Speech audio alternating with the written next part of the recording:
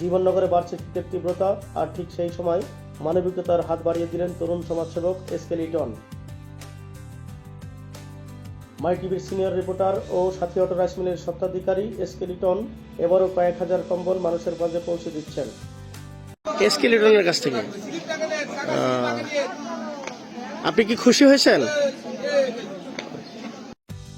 তার উদ্যোগে উষ্ণতায় ভরছে শীতার্ত পরিবারগুলো, মিলছে জীবনে একটু স্বস্তি, একটু নিরাপত্তা। কম্বল পেয়ে খুশি আপনারা? এসকে লিটনের মতো তরুণরা এগিয়ে আসায় সমাজে বাড়ছে মানবিকতার আলো।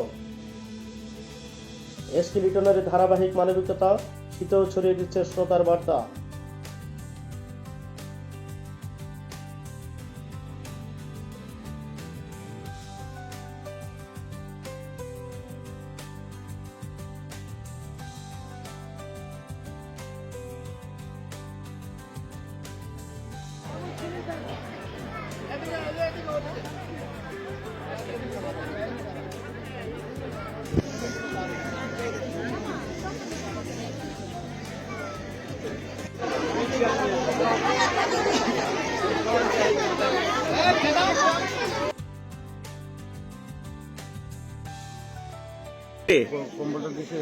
এসকে লিটন এই বছরই দিচ্ছে না প্রতি বছর দেয়?